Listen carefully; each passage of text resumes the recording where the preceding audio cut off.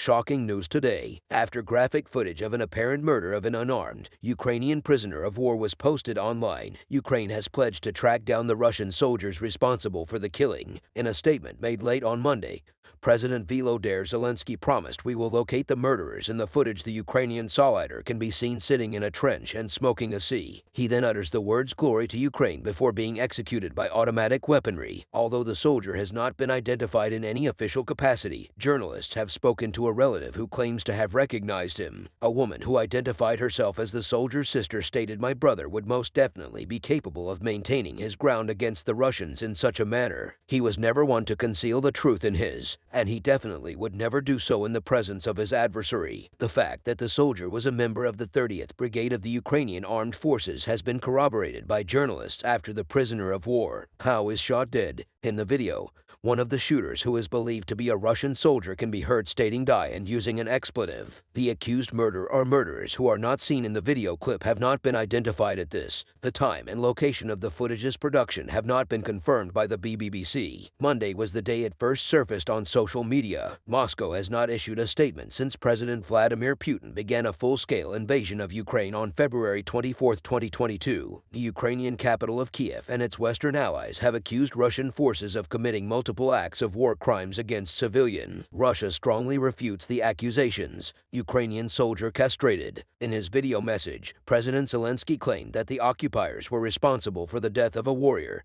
who courageously said to their faces, "Glory to Ukraine." I want all of us to respond to his remarks together as one and with harmony. Glory to the hero, honor to the valiant ones, to the glory of Ukraine. Mr. Zelensky was referring to a rallying call used by the Ukrainian armed forces that has amassed a large following among the general population of Ukraine. In the meantime, the foreign minister of Ukraine, Dmitry Kuleba, stated via Twitter that the video was another evidence this was genocidal and demanded an immediate investigation from the International Criminal Court. Dmitry Luz, the ombudsman for human rights has accused Russian forces of conducting war crimes by violating the Geneva Conventions regarding the treatment of POWs. In addition, Andrei Kostin, who serves as the general prosecutor of Ukraine, stated that a criminal investigation has already been initiated. The Ukrainian government has in the past blamed Russian soldiers for abusing, raping, and even killing Ukrainian prisoners.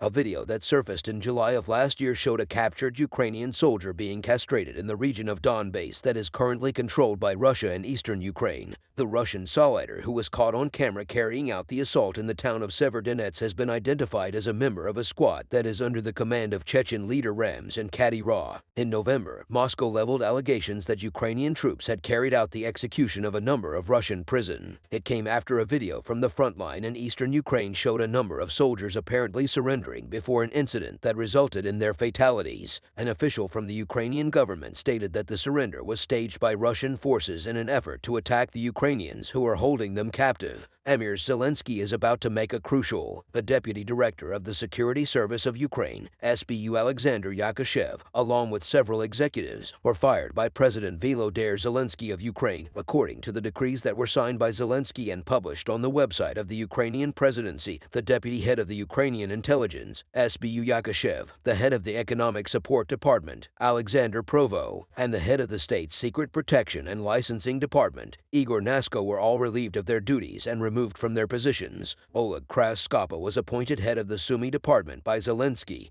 who simultaneously relieved Boris Baki of his responsibilities as head of the SBU's APIA department and Eduard Fedorov of his duties as head of the SBU Sumy Depart. In addition, Zelensky named Oleg Siare to the position of director of the SBU, Department of State Secret Protection and Licensing. Ukraine has no intention of ceding control of the city of Bakhmut to the Russian military. According to Ukraine's President Volodymyr Zelensky, the military operations to protect the besieged city of Bakhmut in the country's east will continue, and they have the support of senior general. As Russian forces moved closer to the city over the weekend, analysts from the West speculated that Ukraine was most likely pulling back some of its soldiers. Moscow has been making repeated attempts over the past few months to seize control of Bakhmut, despite the fact that both parties are suffering heavy casualties in the ongoing war of attrition. An representative from the community has stated that there has been fighting on the streets in the recent days. On the other hand, Deputy Mayor Alex Marchenko stated over the weekend that Russia had not yet achieved dominance of the city. Meanwhile, YGEPRN, the leader of the Wagner private army that is participating in the Russian campaign, has complained about a shortage of ammunition amid apparent friction between his fighters and regular Russian forces. PGAS fighters are involved in the Russian. He is making an effort to take the city of Bakhmut from the Russian commander. A representative of his, he claims, was denied access to a Russian military headquarters. Bakhmut has become a focal point for Russian commanders who have struggled to deliver any encouraging news to the Kremlin, according to analysts. But Bakhmut has little value from a strategic stand.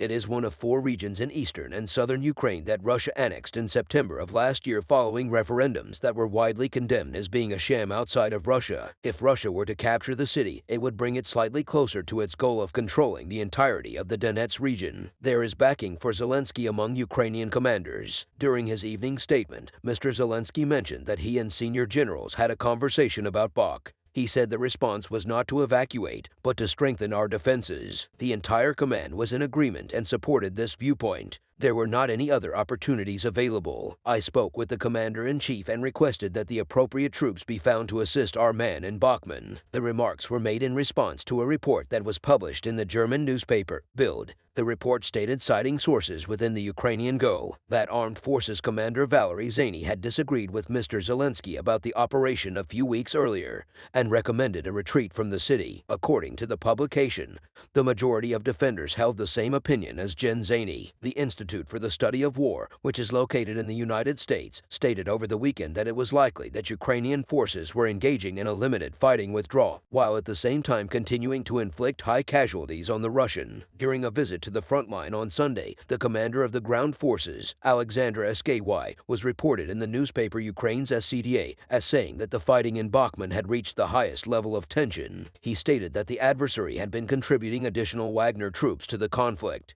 Our soldiers have been valiantly protecting our positions in the north of Bakhmut, where they are attempting to stop the encirclement of the. It is very difficult to survive in Bakhmut. The lives of the city of Bakhmut's remaining few residents are extremely challenging. People who have to live with frequent electricity outages are doing their best to stay alive. The Ukrainian city of Bakhmut is currently being besieged by Russia, and as a result, ditches are being dug into the entrance roadways of the city. Meanwhile, the few civilians who are still in the city are having a difficult. Those civilians living in shelter centers who are experiencing power outages are making do with the humanitarian aid that is being distributed by different volunteers. The Ukrainian army increased its exercise training when they are not on the front lines. The soldiers who are battling in the various regions of Ukraine, where the conflicts are still ongoing, received training in gun shooting. The Regional Defense Brigade of the Ukrainian Army, which is currently stationed on the Zion, has a number of soldiers who participate in combat training programs in the morning before leaving the front during the training exercise that was conducted on the Zipo front. Journalists, with the special permission of the Ukrainian Armed Forces, recorded the shooting activities of Ukrainian soldiers using a variety of weapons manufactured in the United States. The Regional Defense Brigade soldiers participate in combat training 3 times a day, during which they are taught how to use a variety of weaponry during the course of their combat training. The soldiers have gathered in a certain section of the front, and there they are practicing counterattack and ways to eliminate the adversary. While the majority of the soldiers who are participating in the training have already been at the front lines for several months, the new trainees are getting ready to go to the front lines by training with the other. Russia suffered losses totaling 155,490 servicemen on the first day of the Russian army's invasion of Ukraine, which began on February 24, 2022, and lasted until March 7, 2023. The Russian military suffered heavy losses in terms of both personnel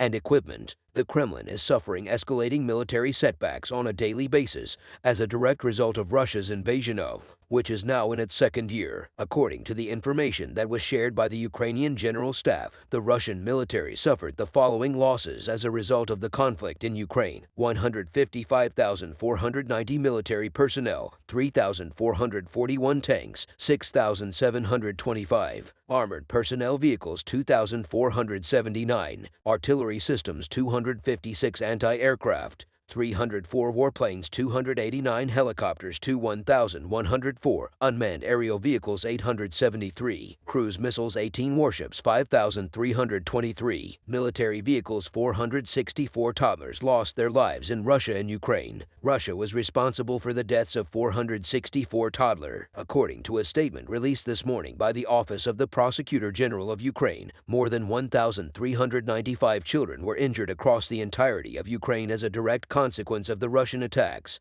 In the statement that was released by the Prosecutor's Office of Ukraine, it was stated that according to the official data of the prosecutors of the Juvenile Bureau, 464 children lost their lives and 931 children were. On the other hand, in the statement, it was pointed out that the number of children who were injured was significantly higher than the announced number as the data in the areas that were still under Russian occupation and the conflicts continued. This was because of the fact that the conflicts continued, assassination allegation coming from Moscow. According to the Russian Federal Security Service FSB, an attempt by Ukrainian intelligence to kill Russian billionaire Konstantin Maifev was foiled. Maifev was the target of the assassination plot. There was information provided about the specifics of the attempted assassination in the statement that was issued by the FSB. According to the statement, Denis Kapustin, a 39-year-old Russian citizen living in, acting under the control of the Ukrainian Security Service and fighting against Russian troops, attempted to assassinate Tsar Grad Company chairman and Tsar Grad television channel owner Malev.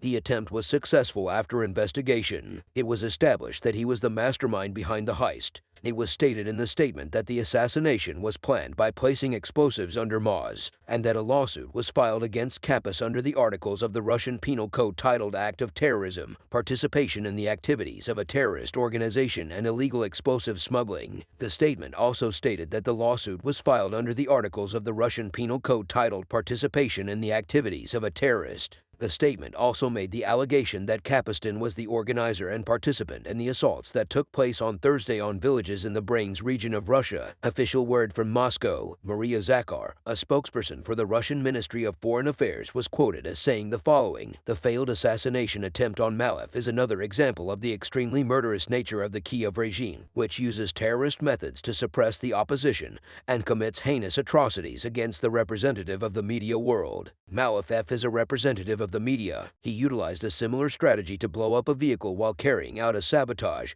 and terrorist act in August of 2022. On behalf of Ukrainian insurgents, the Russian journalist Daria Dugaya was brutally put to death as a direct consequence of this act of terrorism. Next situation: war in Ukraine. In February of the previous year, the beginning of the bloodiest conflict that Europe would see in the 21st century. Within the last 12 months, both nations' armies engaged in a bloody battle against one. At the same time that the Ukrainian army was spending off the occupying forces, the Russian army launched its assault on Ukrainian territory. The concept of a free country maintaining its territorial integrity while upholding all of its human values in front of the rest of the world. However, the Ukrainians were powerful and their level of determination was sufficient to accomplish everything they set out to. During this conflict, so many courageous individuals emerged that their names will be etched into the pages of Ukrainian history books for all time. In the final incident, we are going to discuss together how a Ukrainian fighter blew up a Russian tank convoy all by himself. Let's get started. Despite the fact that Putin has a son, it is clear that calculations of power and the rise of the right-wing view in Europe both have a significant impact on the infrastructure of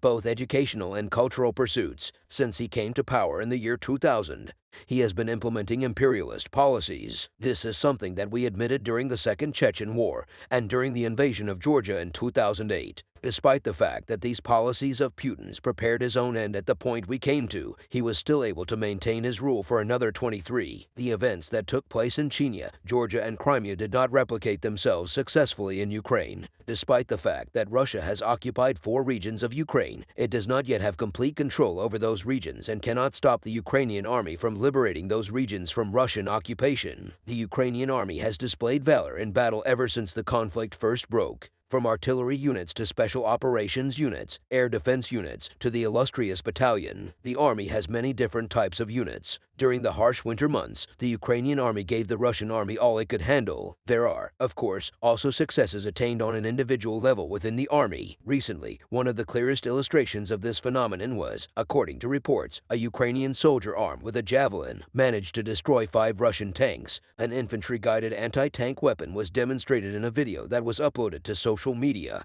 and was shot by the 79th Air Assault Brigade on the battlefield. In Marka, located in the region, cells are hitting and detonating a large number of. The soldier's name was withheld, but it was said that he was a brilliant operator of the weapon and that he made an epic throw with the javelin that was manufactured in the United States. A member of the Ukrainian General Staff has confirmed that the Ukrainian soldier who was responsible for the destruction of 5 Russian tanks will be honored with the Medal of Honor and recognized as a national. According to reports, Ukrainian forces have been responsible for the destruction of a significant number of Russian tanks in the past few weeks. A Russian T-72B tank was destroyed by a mine in Valade, which is also located in the Donetsk region, according to a video that was released by the Ukrainian Armed Forces. Another video that was released by the Ukrainian Security Service shows Ukrainian unmanned aerial vehicles UAVs firing ammunition at Russian ground targets, including 5 T-72 tanks and a 2S-3 Akia howitzer. The next day, the General Staff of the Ukrainian Armed Forces released a report stating that Russia had suffered a total loss of 16 tanks,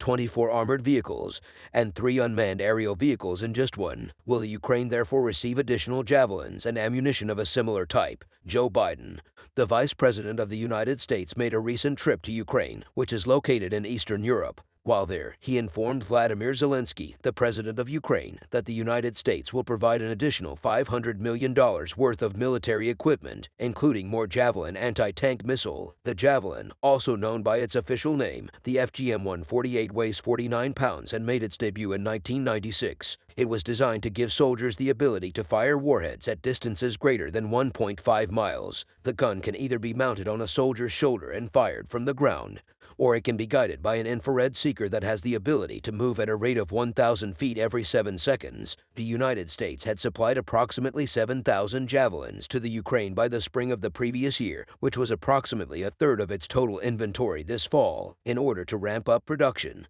the United States Army awarded a combined contract to Lockheed Martin and Raytheon for $311 million. Both the air defense systems that prevented Russian checks on Ukraine's critical infrastructure and the javelins that stopped Russian tanks from attacking Kiev were provided by Lockheed Martin. Javelins were used to stop an attack on Kiev by Russian tanks. Additionally, it was the world leader in the provision of security assistance for the armored vehicles that Ukraine. Since Vice President Joe Biden took office, the United States has provided over $32 billion worth of security assistance to Ukraine. According to the Pentagon, more than 8,600 Javelin anti-aircraft systems and 1,600 Stinger anti-aircraft systems have been shipped to Ukraine. In addition to the new assistance plan that Vice President Biden revealed, the United States Department of Defense revealed that it will invest an additional $2 billion in security support for the Ukrainian government as part of the Ukraine Security Assistance Initiative. Additional unmanned aerial systems, as well as equipment to detect electronic warfare and counter unmanned aerial systems, are included in the security assistance package. Additionally, it reaffirms the unwavering support that the United States has for Ukraine by committing critical ammunition, stocks for artillery, and precision firing capabilities, both of which will increase Ukraine's capabilities for spraying. Why, in addition to Stinger missiles and high-powered rifles, is the Javelin considered to be such an important weapon by the Ukrainian? Since the beginning of the conflict, the Javelins that you provide to the Ukrainian forces have proven to be extremely useful. Traditionally speaking, Manards are simple to learn, light and weight, and portable, making them ideal for close-range defenses. In Ukraine, they're primarily used for defensive purposes, but they can also be put to use in retaking territory that has been. The majority of the combat takes place at close range, whereas Russia's strikes come from very far away. As a result, one line of reasoning suggests that the Russian government's priority of attacking vital civilian infrastructure renders manpads somewhat less useful. On the other hand, 90 out of 100 military experts could not possibly. Before these past 175 days, it was estimated that the Ukraine could hold off Russia for more than a year. To this point, mottos have been instrumental in determining the overall direction of the war. When one examines the casualties suffered by the Russian army, one can gain a clear understanding of the effects of advanced Western weapons such as the JAV. Since the beginning of the conflict in Ukraine, the Russian army is said to be on the verge of losing its entire force of 150,000 soldiers, as stated by officials based in Kiev. Since February, a total of 149,890 Russian service members have been reported killed, according to the General Staff of the Armed Forces of. According to the report, this number includes 650 Russian personnel who have been lost in the past 24 hours. In addition, Russia suffered the loss of 2,500 artillery systems, 2,100 unmanned aerial vehicles, 500 multiple launch rocket systems, 300 aircraft, 300 helicopters, 250 air defense systems, and 18 vessels. These are the most recent statistics that have been made public. According to Ukraine, the Russian army has suffered a loss of one-third of its fighters. Over the course of the last 2 months, this number exceeded the highest number of Russian military personnel who were killed in action since the end of World War II. The harsh realities of a war of attrition are highlighted by the fact that the average monthly death rate of Russian soldiers is at least 25 times higher than the monthly number of soldiers killed in Chechnya and 35 times higher than the numbers killed in Afghanistan. The Ukrainian army also performed quite well despite competing with a much larger and initially better equipped opponent, the National Army, in part because of its ability to regenerate. Therefore, what can we infer about the Russian army from the fact that they have lost so many soldiers despite the fact that Russia is the aggressor nation? There have been over 15,000 deaths reported by independent reports to have occurred among Russian soldiers since this information became available last spring. Their numbers are based solely on deaths that can be investigated and confirmed, such as posts on social media platforms, news articles published in local media outlets, and statements made by local authorities. The actual number of fatalities is significantly higher. In addition, the number of soldiers who were killed or captured by the enemy, the Russian Ministry of Defense, has not released any information regarding the number of its service members who were killed in the operate. Western officials estimate that over 200,000 Russians have perished as a result of the conflict, while Russian officials say that their side has suffered 5,937 casualties among their soldiers. It is difficult enough for a military group to calculate its own losses, let alone the losses of the adversary, which is another level of difficulty entire. It is truly incomprehensible how both sides could have sustained casualties numbering in the tens of thousands. Who could have imagined a year ago that a single nation in Eastern Europe could be responsible for such a terrible tragedy? On the other hand, it seems that the nature of the conflict in the 21st century is reflected in the military losses. The Ukraine is currently defending its territory as well as its right to exist in the face of an onslaught. As a direct consequence of this, the population of Ukraine is much more willing to fight than the population of Russia, which is not nearly as motivated. In fact, the Kremlin does not provide any concrete reasons as to how this war serves the interest of ordinary Russians. Instead, it relies solely on generalizations to make its case for Russia's invasion of Ukraine, which it claims is just. Because of this, the so-called partial mobilization was put off for such a long period of time, and a significant number of young people from Russia immigrated. The majority of the Russian soldiers who were mobilized were inmates and residents of impoverished areas. They were then officially dispatched to the slaughterhouse without receiving adequate training or. The extremely high number of casualties suffered by Russian forces demonstrates that the populations in question are vulnerable, expendable, and politically irrelevant. So tell me, what are your thoughts on the deaths of such a large number of Russians? I would appreciate it if you could share your thoughts in the comments. Please ensure that you have subscribed to our channel and that you have notifications turned on so that you are notified when we upload new video. I am grateful for you keeping an eye on us. Because of the decision made by Vladimir Putin, the leader of Russia, many Russian citizens have left the country. Over 2 million Russian citizens are currently attempting to leave the country. The decisions that Vladimir Putin, the leader of Russia, makes on his own continue to drag the country further and further into disaster. Vladimir Putin, who has been the head of the Russian state for a significant amount of time, now possesses the authority to rule the country on his own. The people of Russia gave him this power, but it is impossible for the people of Russia to have known that the situation would become so dire. The accumulation of power that Vladimir Putin, the leader of Russia, has accumulated over time has caused him to assume the characteristics of a dictator. What is it that a dictator fears the most about? Another dictator. The people are most concerned about who has taken control of the press, the media,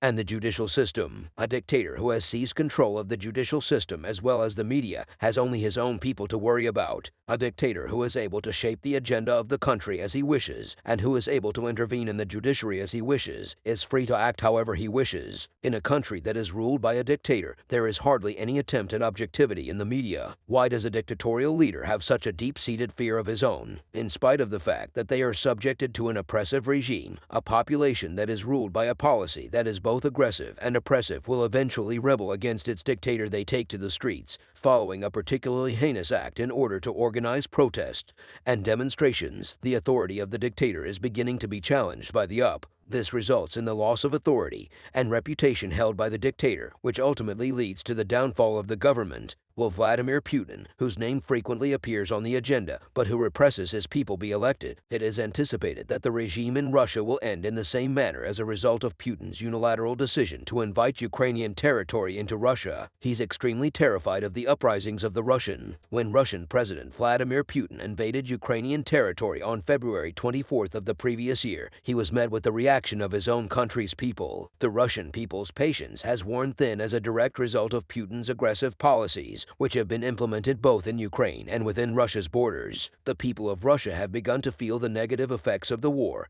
and are dissatisfied with the current state of the nation's economy. The leader of Russia believed that by invading Ukraine to further consolidate his authority, he could win the support of the Russian people and move forward with his plans. However, rather than bringing the Russian people closer to Putin, the prolonged duration of the war has increased their anger against him. This is because the war has been going on for so long. Then individuals with close ties to the Kremlin announced that Putin would soon make another announcement regarding the mobilization of forces. Shortly after the Russian army started invading Ukrainian territory, Russian citizens started to revolt against their government. Tens of thousands of people took to the streets in Russia, cities and towns to demonstrate against Putin, and the war protests in support of the movement were also organized in many other cities and towns across Russia, particularly in Moscow and St. Peter. A major uprising took place all over the country, and it received support from the Russian opposition. Despite this, the Russian leader was adamant about marching his troops into Ukrainian territory. When speaking to the people of Russia,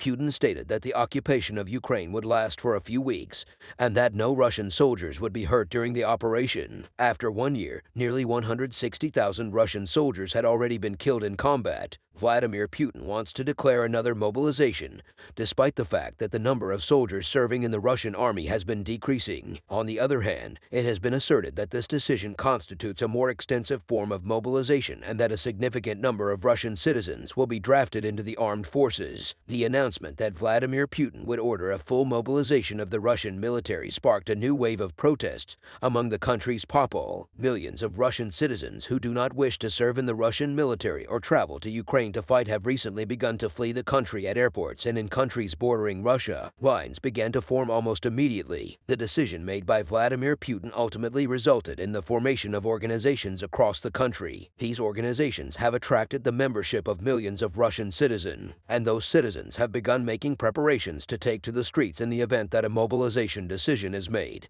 If Putin orders a full mobilization of the Russian population, he will have millions of people to contend with. It is common knowledge that in order to mount a significant offensive in the spring, the leader of Russia needs to enlist a lot more soldiers. Officials from the United States have reported that the Russian military has begun preparations for the formation of a new army consisting of 500,000 soldiers. As a result of these statements, it is now beyond any reasonable doubt that Putin will issue a fresh order to mobilize those Russian citizens who had gathered at the border with Georgia started making their way out of the vast majority of citizens entered Georgia and began fleeing countries like Azerbaijan and Turkey in search of safety.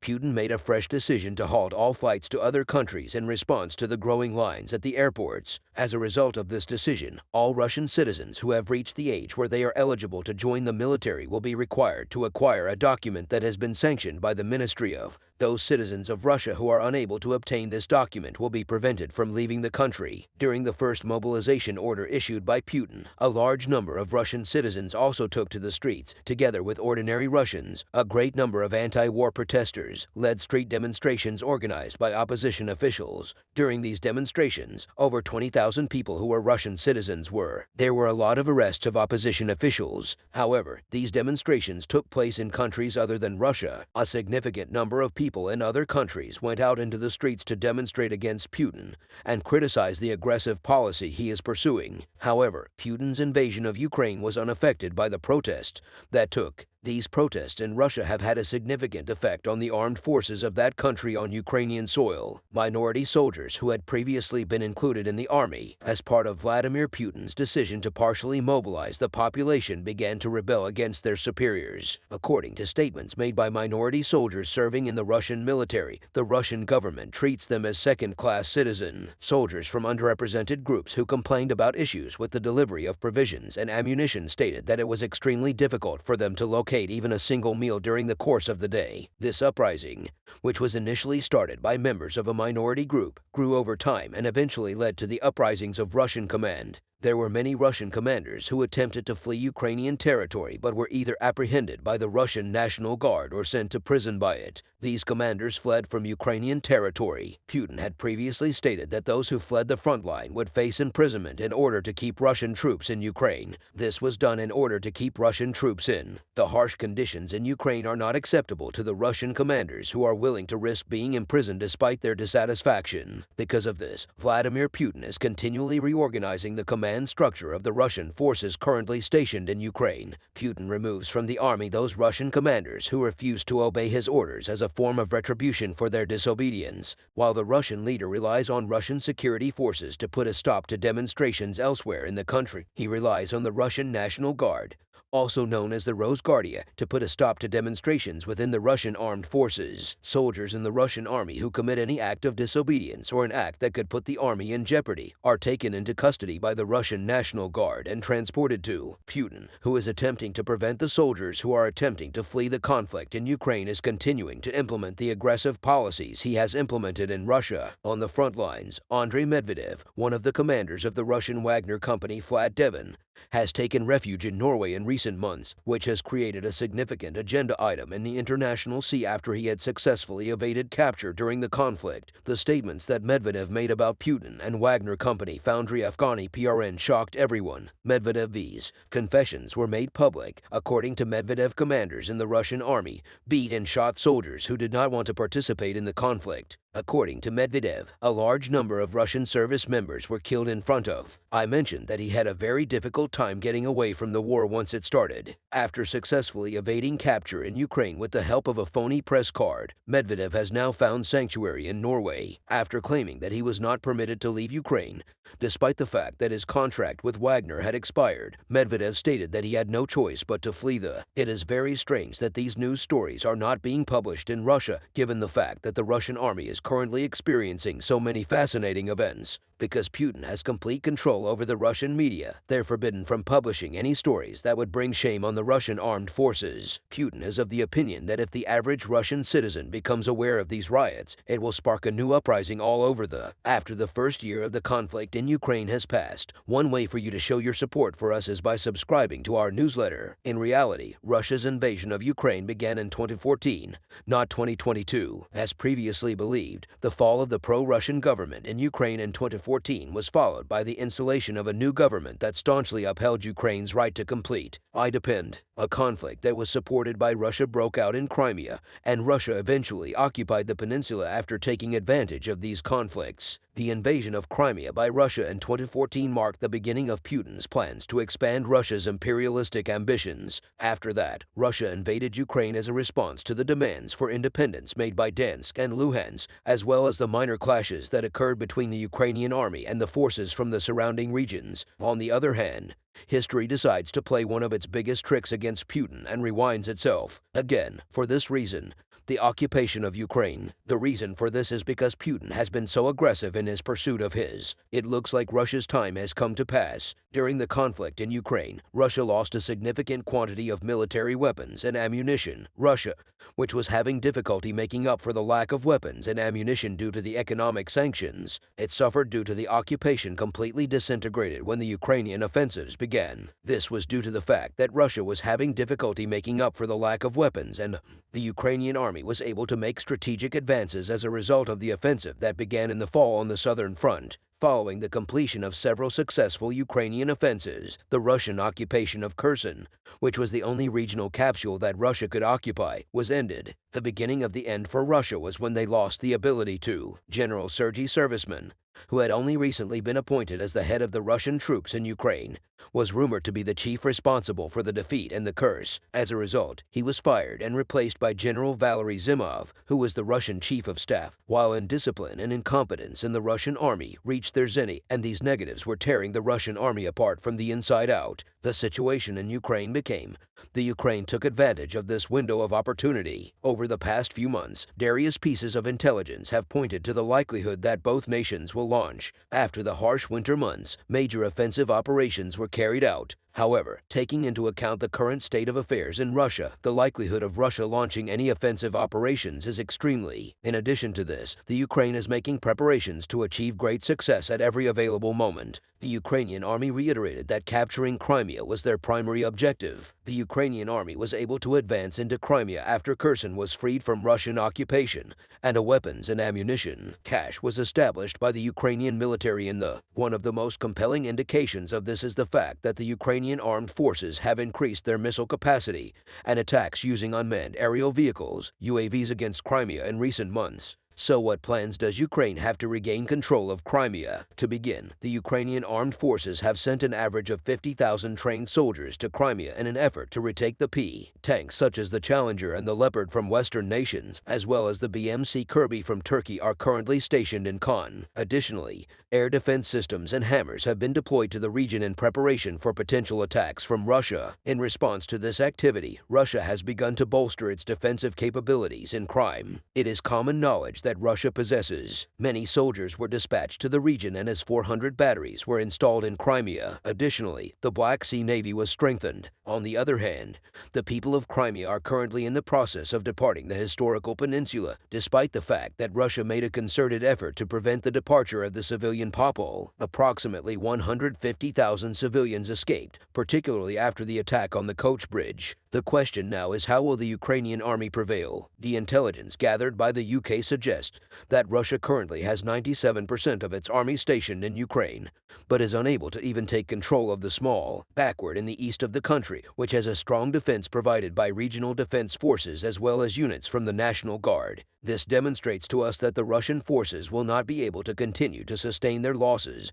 and ammunition expenditure at the current rate for much longer, and that they will reach their limit in May of 2023 as a result of their inability to participate in joint. Also, Russia did not obstruct the shipment of Western aid to Ukraine that was being transported by rail and convoy from Poland. Given the significantly larger size of the Air Force and the seemingly endless supply of rockets and missiles, this is incomprehensible, and drones that the Russian government is using to attack residential buildings and power. As long as Russia maintains its occupation of the peninsula, Ukraine is aware that it will never be in a secure position. Any peace treaty that results in Russia holding these lands allows the Kremlin to wait 2 or 3 years until we the West lose interest while they rebuild the army, fix their mistake, and restart their war against Ukraine. This gives them time to fix their mistake and prepare for the next round of fighting against. To prevent the occupation of Crimea, it is necessary to first render the peninsula inaccessible to the Russian Armed Forces Army, Navy, and Air Force, and then launch a full-scale assault aimed at the key bridge, the so-called land bridge that connects Crimea to Russia by a Mariupol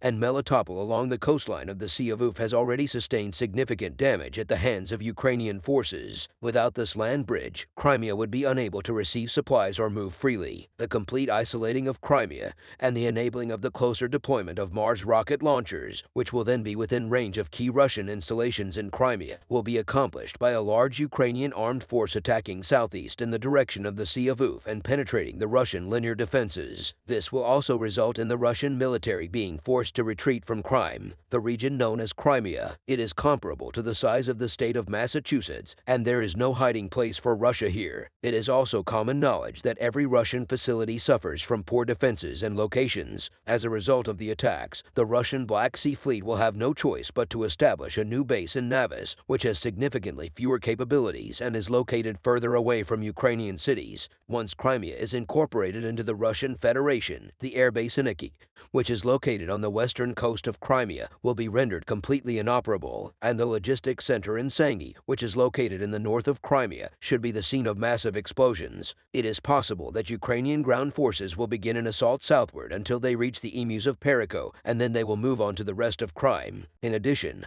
elements of the Ukrainian army such as special forces, marines, and unmanned systems will take part in the operation. Therefore, what kinds of weapons does Ukraine need in order to accomplish this? A large-scale army, like the Russian army, will almost certainly be defeated in the end. If a sound strategy and sufficient amounts of time are taken into account, the Russian mass infantry is responsible for assisting the Russian mass artillery in the Russian armies. Mass artillery relies on its headquarters, its ammunition, its stocks, and its supplies, transport. All three of these can and should be targeted using long-range precision weapons that have a greater range than the GMLRS that the Ukraine currently possesses. A number of the systems that are included in UAVs, such as ATCMS, ground-launched grenades, and the Grey Eagle will prove to be. On top of that, there are 50,000 Ukrainian soldiers who have received excellent training along with a tank fleet consisting of Challenger 2 Leopards and Abrams. As Ukraine continues to reclaim its territory, including areas like Khan, it will soon be able to raise its flag in the Crimean Peninsula during the midsummer season, which nation Moscow asserts its membership.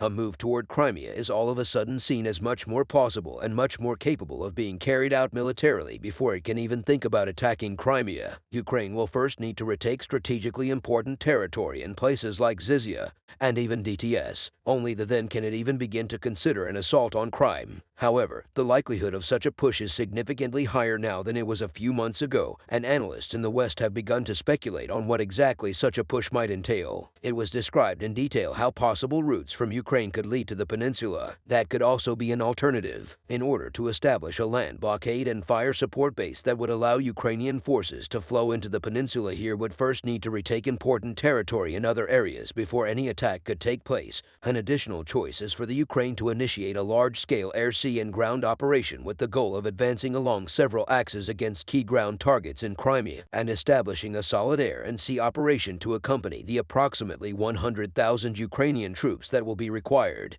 Both choices present a significant number of obstacles, not the least of which are the significant military resources that Russia still holds in Crimea, and it is abundantly clear that Ukraine is incapable of launching any kind of attack on Crimea without the assistance of extended Western weapons, such as long-range precision missiles and increased air power. The ongoing shift in the West's perception of Crimea can be adequately explained by all of these strategic and military reasons. But in other places, and in a much broader sense, Western observers are getting closer to the conclusion that Ukrainians have been making for a long time, namely that Russian claims on the peninsula are riddled with myopic and misleading myths, and that none of these myths hold up under scrutiny. In point of fact, the idea that Russia exercises some form of authority in Crimea is one of the most harmful pieces of propaganda put out by Russia. Nevertheless, this will soon come to an end. The Western nations will without a doubt lend their support to an assault on Crimea, and they will not leave Ukraine alone in any situation, just as they did not leave Ukraine alone in this situation involving Crimea. Even though it is a fact that the Southern Front will become more active as the winter months pass, we will see together how the most decisive chapter of the war will take shape as it progresses.